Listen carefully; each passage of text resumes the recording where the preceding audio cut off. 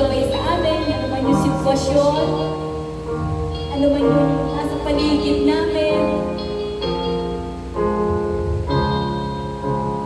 Kung makikita lang namin yung mga pangako mo. At lalapit kami sa inyo, Lord God. Tunay, Lord, na pagkakaloob niyo sa amin, Panginoon.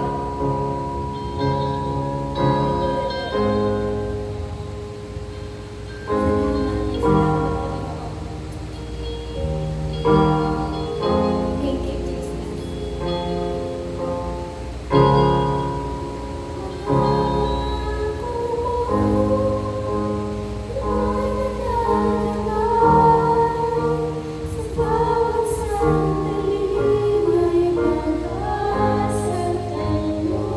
Sabayan niyo po.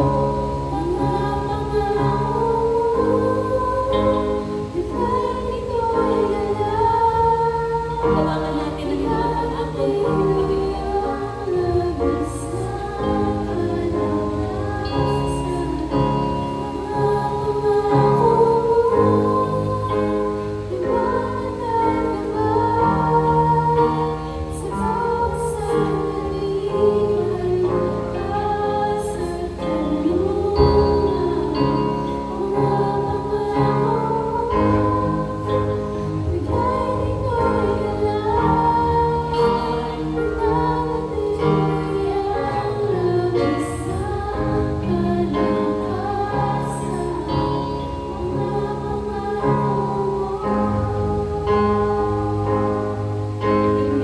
Hallelujah. Palakpakan po natin ating Panginoon.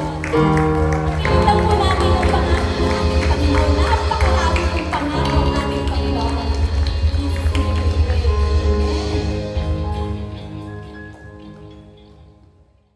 Sige, sabihin mo nga sa katabi mo. Ayan na si Ate Len. Sabi sa katabi, huwag ka mag-alala, huwag ka mag-alala. Malamang kayo ni Pastor. Diba?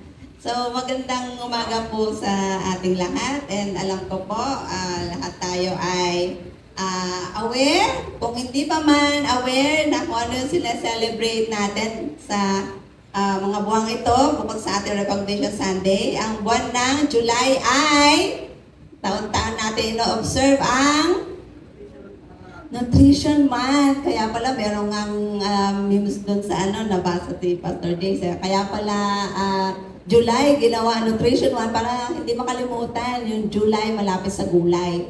Okay?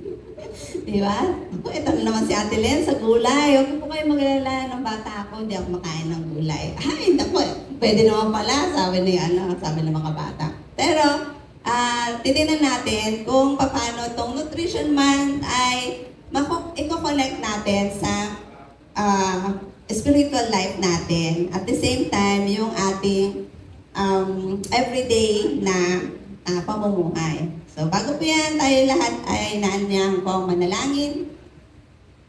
We praise you and thank you, Lord. Itong araw na to ay ginawa mo na bawat isa sa amin na may excitement sa pagpunta po dito sa pananambahan, na sama-sama kami magpupuri, sama-sama kami umaawit, sama-sama kami matututo. And we just thank you, Lord, dahil you have given us open heart and open mind sa lahat ng aming matatanggap.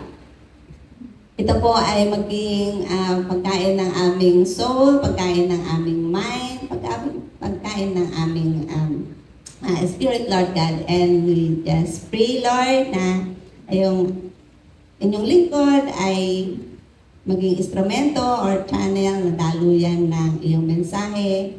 Yan. Pinagkakatiwala po namin sa inyo lahat, Panginoon. In Jesus' name we pray. Amen.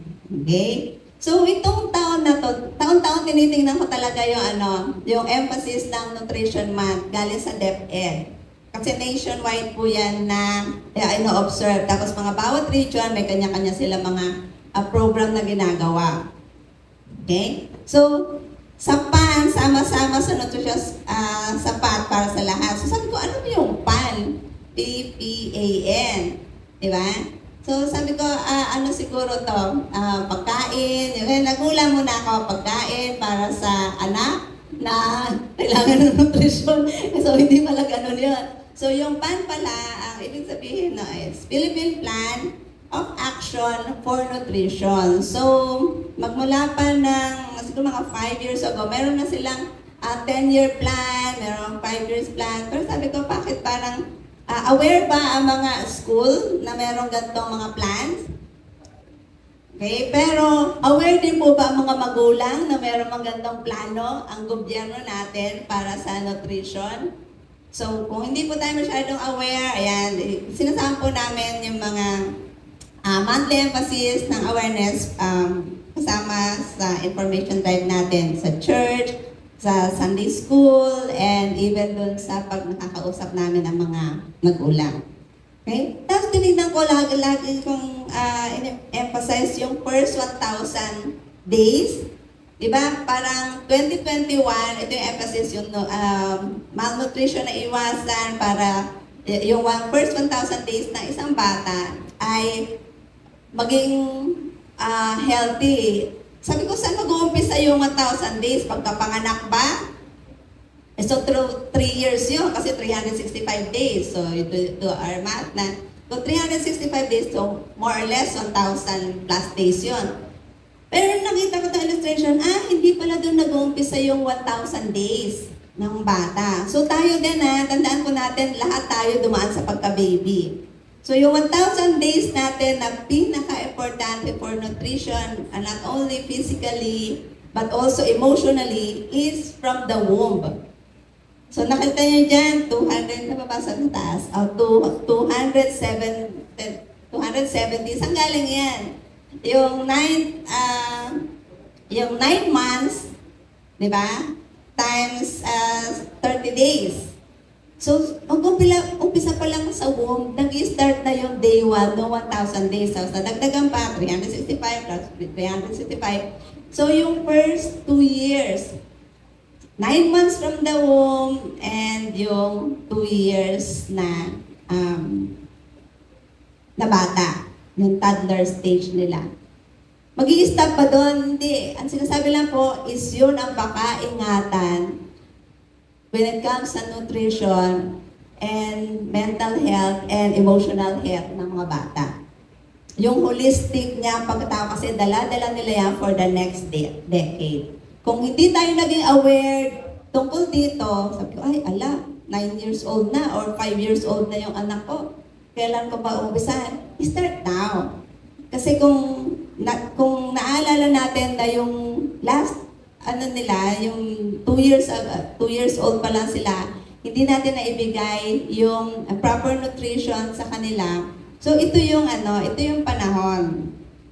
Okay? So yung usapang nutrition, hindi lang ito tungkol sa food, okay? Or diet. Sasabihin natin na para maging healthy, kailangan observe yung diet. Ano ba yung diet? Full diet ba yan? Di ba, merong full diet, pero nagda-diet dahil nagpapa-slim, may naman nagda-diet. Sabihin, magpa-fasting, pero hindi naman pala mag-fasting kasi iba ang fasting. Iba yung pagda-diet. Diba? Kasi yung fasting may kasamang pag-pray at yung pakikinig natin sa Diyos. Diba? So, it's beyond the table. Hindi lang ito tungkol sa food. Pag sinabing nutrition. So, we will talk beyond the nutrition month. Ang emphasis ay on food and nutrition. It's beyond that. So, beyond the table ang ating pag-uusapan. Nasaan? Wala sa table kasi pwedeng nandyan, katabi nyo. Kaya yung iba naman, mamaya tatayo at kukuha na nito. Ito po yung kasama sa kailangang healthy lifestyle na ating ma-practice. Yung tubig. Okay? So, hindi lang solid food, yung water. Sabi nga is water is life. Sabihin natin, water is life. Hindi kilay is life. Ha? Kasi ito yung karamihan nakapost, kailangan kilay is life. Hindi. Water is life. Ito lang siguro dahil yung sinasabi nila bakit kilay is life. Kasi Ngayon na lang nauuso uli yung kailangan maganda yung kilay mo, ganyan. Pag lumabas ka, may sabog-sabog. Kung conscious tayo sa kilay is life natin, mas lalo tayo maging conscious dun sa ating well-being. Okay? So, isama nyo na lang din yung kilay kasi harap, pero hindi yan yung kabuuan. Diba? Hindi yan yung kabuuan ng life. Isa lang yan. So, water is life. Okay? Ang role ng water, ito, may konti tayong mga info para at least mas maintindihan natin na ito pala yung pangailangan natin katawan. Hindi pa natin pag-uusapan yung water sa environment. Ito lang muna sa ating pangatawan. Yung role ng water sa human body, yan, ay kailangan ito bukod pa sa food, more than they need food, sleep, or exercise. Sabi ng ibang kulang sa tulog, ay, ate Lynn, pwede pala akong kulang sa tulog. Basta maraming tubig. Basta kailangan lang, iba balanse talaga. Baka na wala ka ng tulog, puro ka lang tubig. Hindi rin naman pwedeng ganon, di ba? And sabi niyo, bodies need water more than, ibig sabihin lang din, ay kailangan pa rin natin yan. Food, sleep, and exercise. Okay? Kahit hindi yung heavy na exercise, alam mo yung mga nanay nag-exercise yan, nagwawalis yan. Pag pinawisan yan, ayun na, para na rin sila nag-workout. Diba? May nagbubunot pa ba ngayon? Wala nagbubunot, diba? Pero pag sila ay naglinis na kaila-ilaliman ng mga cabinets, ng mga naglinis ng ref yan, tagas-takang pawis yan, para na rin sila nag-exercise niyan. Okay? And syempre, additional pa yung nag-walking sila, it's either sa morning or sa gabi. So, tingnan nyo na tingnan nyo yung component ng water natin magmula nung baby tayo. Okay? Na-imagine nyo ba to? Na bukod sa nagsiswimming tayo sa loob ng tummy, hindi lang puro water naman yung nasa sinapupunan, may mga acid and din dyan, ibang components. Pero liquid siya na nag-float ang mga baby. Ang baby ay 90% ng component nila, kahit lumabas na, ay water. Di ba? Habang nagkakaedad, ayan, anong edad na yan? Nagiging 80%, ganyan. Teka, kailangan na natin ng antipara kasi lumiliit na yung Ate Lynn, ano yung antipara? Ito yung isusuot ko. Yan, may Tagalog pa tayo. So, yung newly born ay 80% na ng water component ng katawan niya. Okay? Yung bata ay 70. Tignan mo, habang nag-a-adult, umuunti yung component niya ng water. Yung 60 to 65% ay nasa midlife or pag-adult na talaga siya. And pag elderly na, 55%. Kaya, kailangan pala, habang nagkakaedad tayo, the more na dinadagdagan natin yung water intake natin. Okay? So, nung nakita ko to, kaya pala, yung mga bata, hindi naman, lalo na yung mga baby, hindi pa naman nila alam na sabihin na, uhaw na ako, mami, painumin mo na akong tubig kasi marami pa sa katawan nila ng water. So, tayo nagde-determine kung kailan natin sila painumin. Minsan, pag iiyak lang, doon na lang painumin or papadidihin. Diba? So, ayan. Actually, yun yung tubig ay hindi lang siya for hydration para sa atin. Water carries nutrients and oxygen in all cells ng body natin. Okay? Tatanda ng ganito ka-importante yung tubig. Yung nutrients natin, yung oxygen, pagdaloy sa cells ng body natin, kailangan ng tubig. Yan din yung main property ng dugo, which carries nutrients and cells, carries waste out of the body. Kaya di ba, pag hindi din number 2, yung mga pupo ay dehydrated, ay constipated, kailangan maraming tubig. The water helps convert food into energy. Bakit tayo nagkakaroon ng energy mag-basketball, mag-dance, di ba? Kasi yung water, convert yung food natin into energy.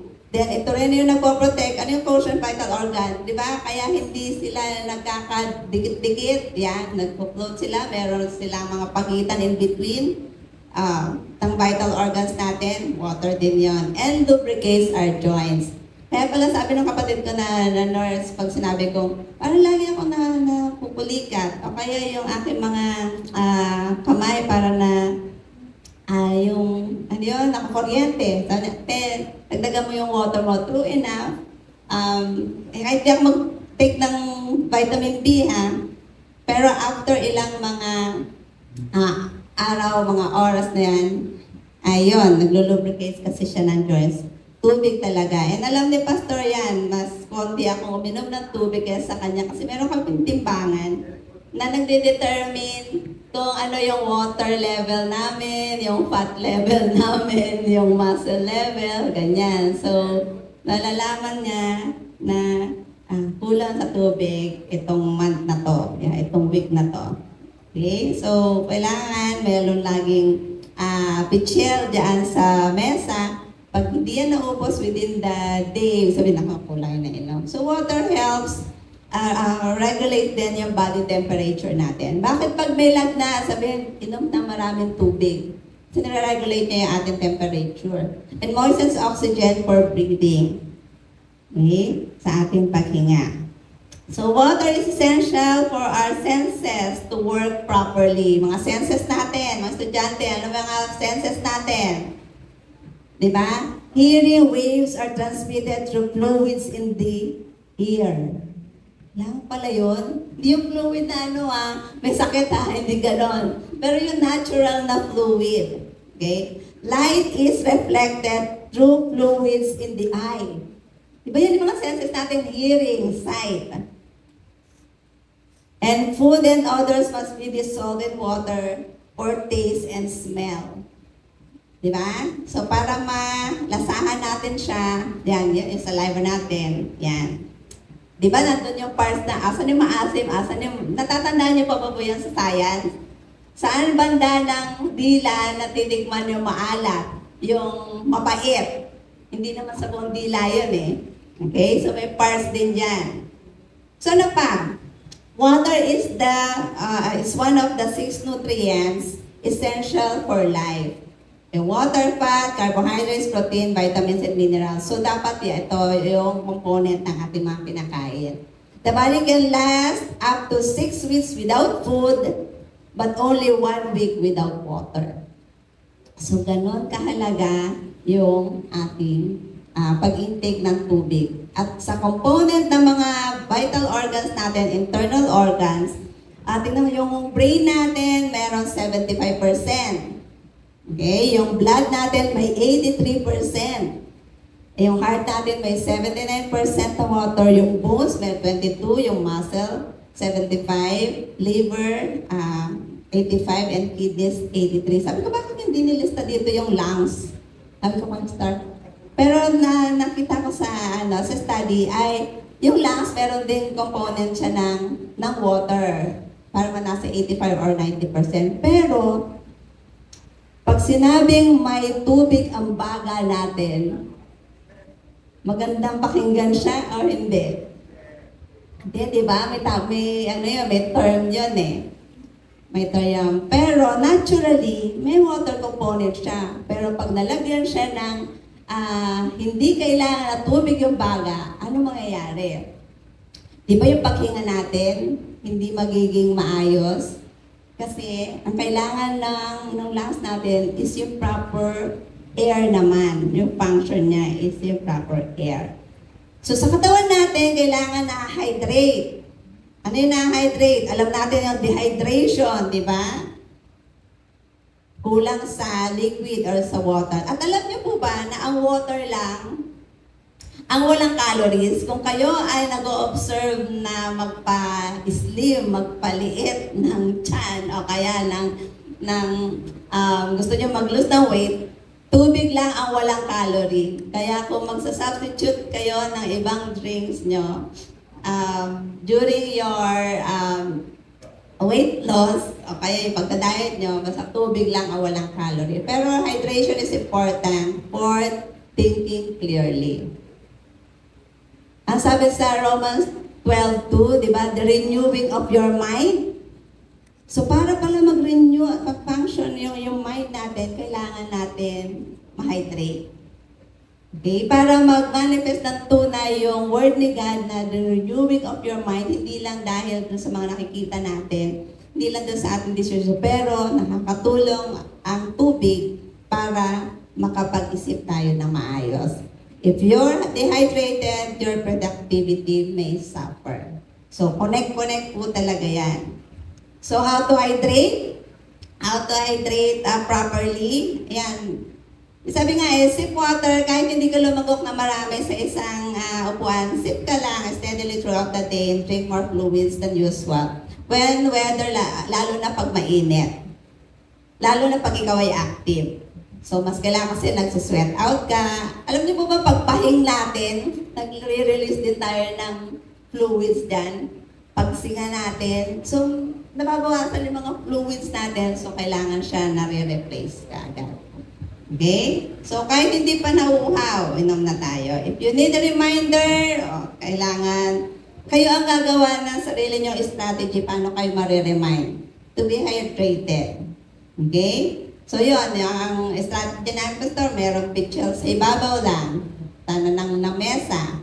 Kasi pinapractice namin din ngayon yung hindi malamig na tubig. Hindi laging malamig na tubig ang iniinom. Nakita ko po yan doon sa boss ko noon sa land bank na talagang hanggang ngayon, senior citizen na siya. Balat na balat yung ano niya, yung balat niya. Yung pala magmula noon pa, nung bago pa lang siya natatrabaho, talagang hindi lang tap water, hindi lang yung temperature, hindi lang room temperature na water, kundi warm. Sabi ko, parang hindi ko pa kaya yung warm. Doon muna kasi hindi lang malamig. Okay? Pero may advantage lalo na yon sa morning. Pag uminom kayo ng water in the morning. So, throughout the day. And ito yung tip sa amin ng aming nutrition coach na don't wait to be thirsty before you drink water, lalo na pag malamig ang panahon. So, kasi akala natin, hindi tayo nauuhaw pag malamig. Akala natin nauuhaw lang tayo pag mainit. So, anong relate nito sa pang-araw-araw nating buhay? Di ba? So, yung pag-inom natin, pag komportable tayo, ay, okay lang, malamig eh. Hindi ko kailangan ng water. Kaya tayo din, sa everyday, pag maayos ang buhay, maayos, walang problema, walang may sakit. Di ba parang chill-chill lang tayo? Pero pag halimbawa meron ng nagkasakit, meron ng hindi magandang sitwasyon, di ba? Doon natin iisip, ay ano ba dapat natin gawin? Doon tayo natin-tense na. Di ba? So basahin natin sabay-sabay yung sinasabi sa Psalms 37, Psalms 36 verses 7 to 9. Yan, nababasa niyo po. Sabay-sabay natin basahin ang galing sa ang Bible, Pinoy version. 1, 2, 3, go! O Diyos, napakahalaga na wagas mong pagmamahal. Safe kami sa ilalim ng protection mo. Nagpipiesta kami sa dami ng handa mo. Ito yung expression, may mga exclamation point yan. Diba? Pinaiinom mo kami sa umaagos na kabutihan mo. Sa'yo nanggagaling ang buhay at dahil sa ilaw mo, nakikita namin ang liwanag. So nakita niyo yung pinapainom mo kami sa umaagos na kabutihan.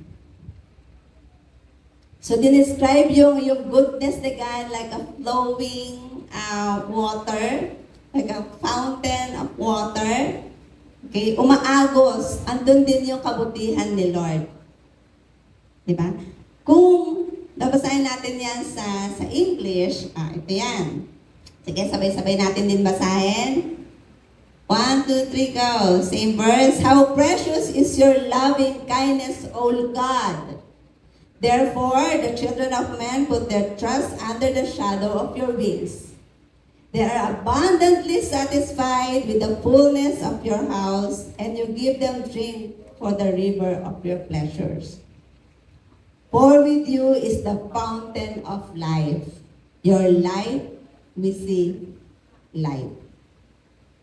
Kaya in-underlinean ko yung abundantly satisfied with the fullness of your house. Diba? Ano ba ibig sabihin ng abundantly satisfied? Pareho siyang positive word. Diba? Abundant and satisfied. Abundantly satisfied with the fountain of life.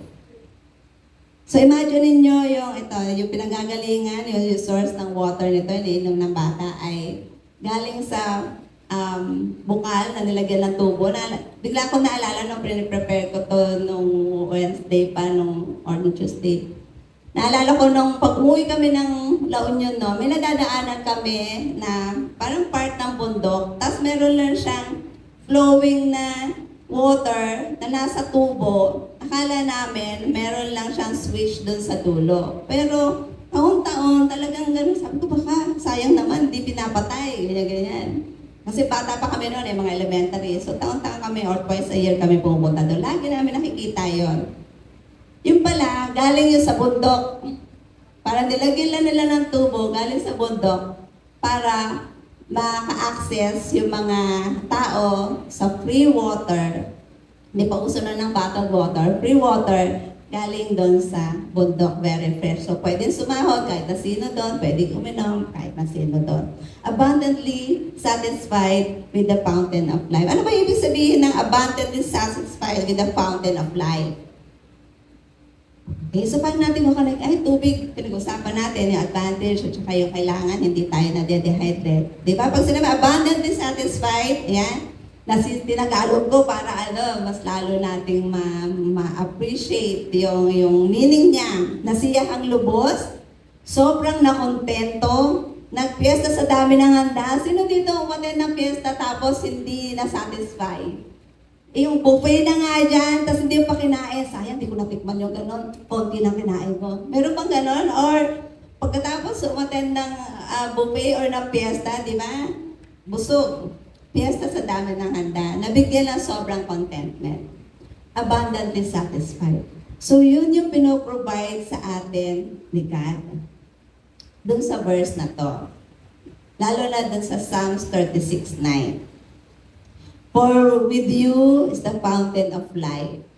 Alam na natin na siya yung ilaw, pero yung fountain of life, paano natin to na-appreciate? Paano natin to lalong isa sa buhay? Diba? Yung image ng fountain of life. Sige nga, pikit kayo lahat. Pikit tayo. Imaginein mo may fountain. Anong gagawin mo dyan sa fountain na yan?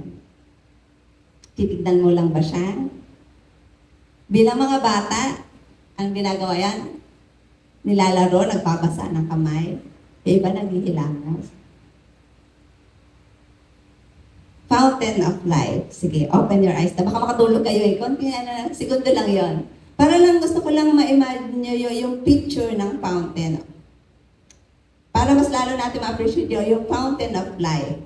Gives us a sense of fresh, cleansing water that gives life to our spiritual thirst. Next step. So yun yung gusto na iparanas sa atin ni Lord. Yung sense ng freshness. Kaya nga, very refreshing. Di ba pag naghilamos ka, may tubig doon. And what more dun sa fountain of life na galing sa Diyos. This same picture is used in Jeremiah 2, verse 13. Where God is called the spring of living water. Kung babasahin niyo yan, you take note of that verse, Jeremiah 2:13. Tinawag ang Diyos na spring of living water. So God is the fountain of life. So hindi pwede mawala sa picture si God. Bukod sa create niya tayo, very fearfully and wonderfully made tayo. Buong pag-iingat. Kaya ganun na lamang ang gusto niya na tayo ay maging hydrated not only physically, but also spiritually. Then Jesus spoke of Himself as living water that could quench thirst forever and give eternal life. Sabi sa John 4:14. Sige nga, sabay-sabay natin basahin ang verse na to. 1, 2, 3, go! But whoever drinks the water I give them will never thirst. Indeed, the water I give them will become in them a spring of water, welling up to eternal life.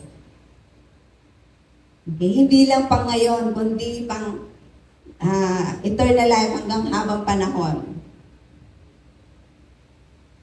So, paano natin ito ma-connect sa ating buhay? So, physically, huwag natin antayin na tayo mauhaw.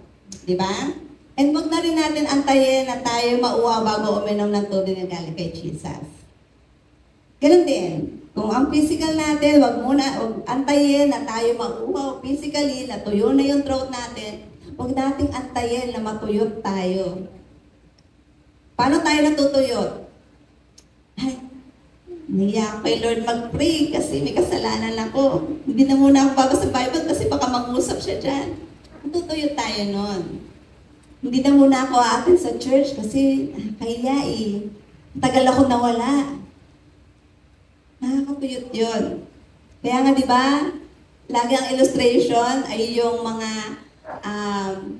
pinagsama-sama, tsaka nag-aapoy, tsaka na yung mga baga.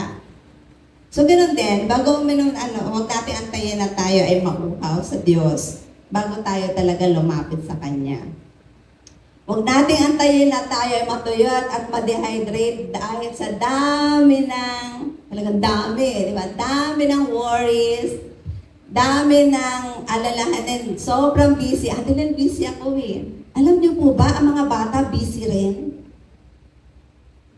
Pag sinabi ng mga bata, Ate Lynn, busy ako. Yes, I understand. Busy ang mga bata. Minsan nga, mas busy pa sila. Kulang ang maghapon para sa isang bata sa maghapon. Kulang yung maghapon para sa pag-aaral nila, para sa paglalaro. Ganon sila ka-busy. Akala natin, naglalaro lang yan. Hindi, may natututunan niya habang naglalaro. Akala natin, pahiga-higa ka lang eh. Nagpapahinga din yan kasi magre-refresh yan dahil may susunod siyang activity. Pero syempre, lagi nating i-call yung attention pag yun ay hindi na nakakabuti sa kanyang katawan. Pero lahat tayo ay busy. Hindi lang po ito sa mga adult.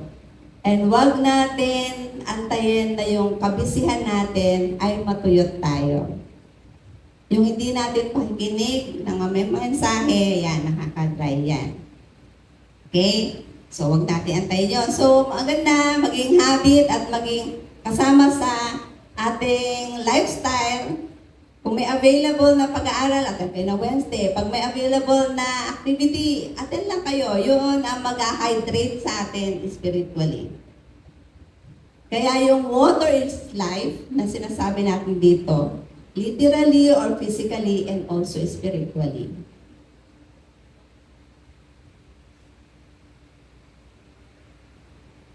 Kaya yung sabi natin na, di ba, meron tayong gesture, magpupuno kay Lord. Kaya nga gesture, Lord, fill me up. Hanggang mag-overflow. Ano illustration ng overflow ba? Di ba yung water, na pag unti-unti lang, hindi yan mag-overflow eh. Makita nyo yung baso na, fill me up, Lord, fill me up. Pero hanggat hindi siya puno, wala kang itatagas. Ba't kailangan mo itagas? Kasi meron kang mahal sa buhay na gusto mong maranasan din nila kung ano yung naranasan mo. Kaya mo sila ina-invite sa church, gusto mo kung ano yun na-experience mo, na fellowship, na-experience mo, na encouragement, na-experience mo, na ipanalangin ka. Gusto mo maranasan din ang mahal mo sa buhay. Gusto mo maranasan din ang classmate mo. Gusto mo maranasan ng barkada mo. Hindi lang yung kasama mo sa gimikan. Hindi ko sinasabing bago mag-gimmick kasi meron din tayo social life. Pero kailangan ay nababalanse. Kung nai-introduce mo sila or na-influensyan mo sila, nayayaya mo sila sa gimikan, bakit hindi mo sila mayaya?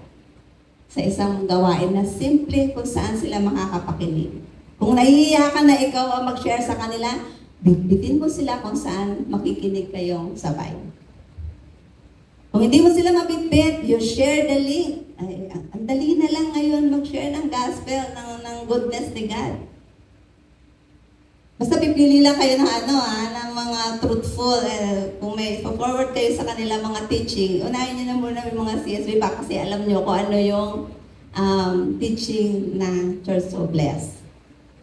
Okay? Ang dami nating pag-aaral dyan. Lalo na may mga messages ng ating mga pastors, from Pastor Hiram down to other pastors. Okay? So ito yung challenge sa atin. Kahit sa akin, challenge ito na araw-araw ba, is Jesus your living water? Siya ba'y nagpupuno talaga sa atin? Kailan tayo napapapray na, Lord, give me patience? Di ba pag nasa sitwasyon na tayo na kailangan ko ng pasensya? Di ba? Bakit hindi tayo mag-pray ng patience kahit wala pa doon sa sitwasyon na kailangan mo ng pasensya? Pag di ka mag-pray ngayon, Lord, fill me up with patience.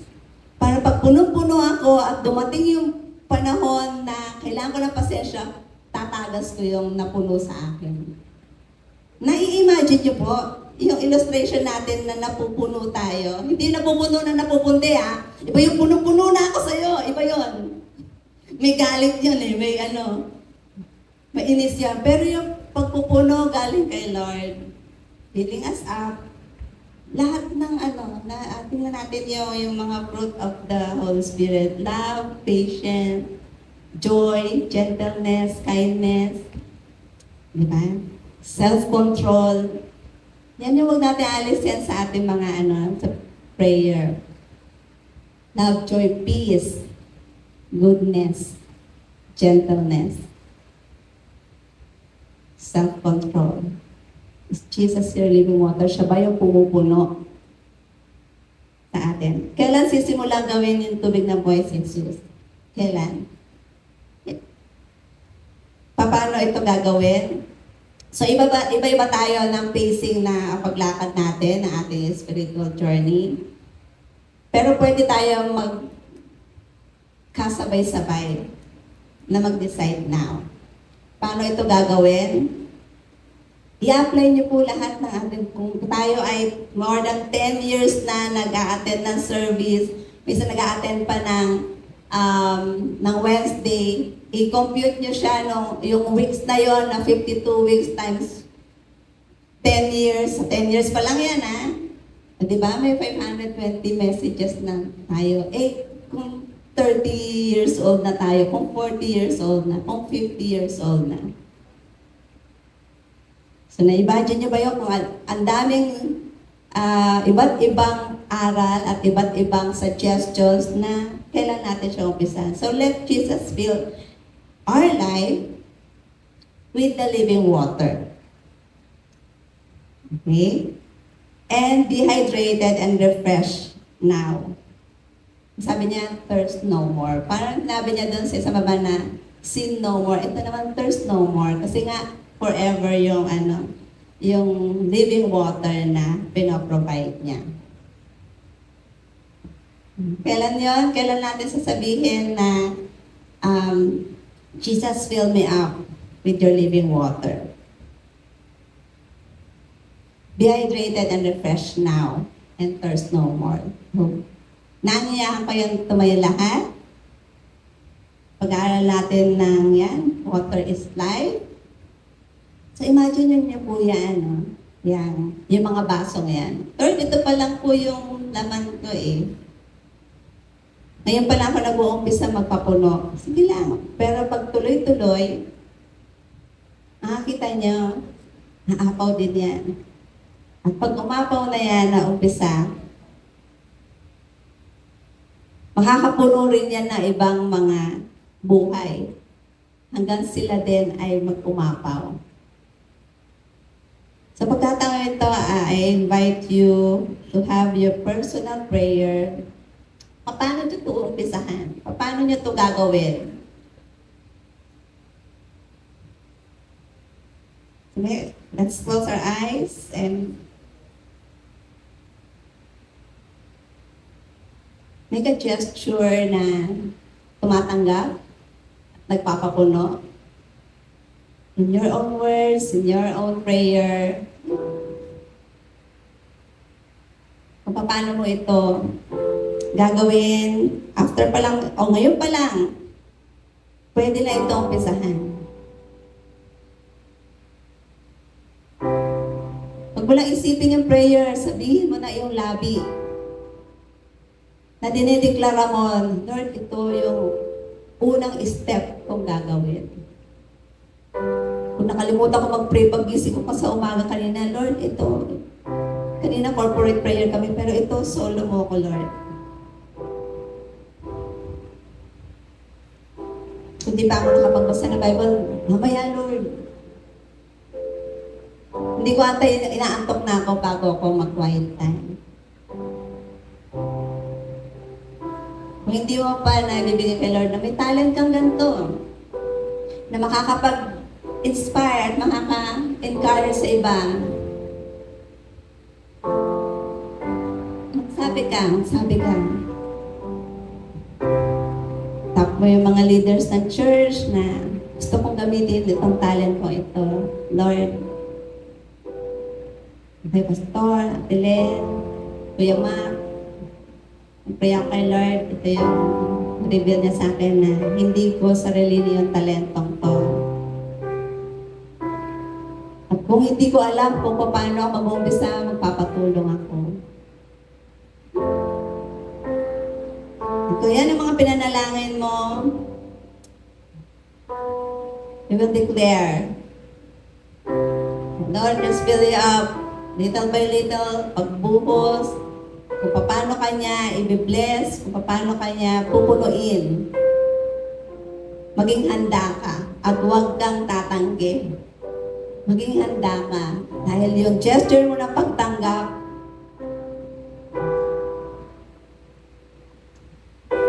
kamay, isip at puso.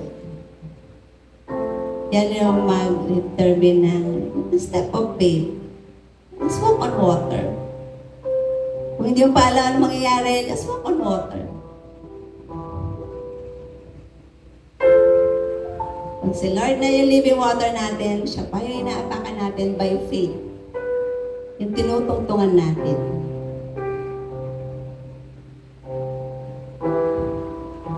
Just thank you, Lord.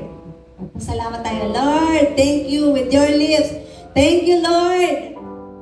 Thank you, Lord, sa pag-hydrate mo sa amin. Thank you, Lord, sa pagpupuno mo sa amin. And thank you, Lord, dahil meron kaming buhay na walang hanggan. Dahil sa pagtanggap namin sa iyo, sa aming buhay, sa aming puso. Ito ay hindi kami makukontento ng sa amin lang. Ito ay tatagas namin sa iba and share din namin sa iba. All this we pray in Jesus' name. Amen. Amen.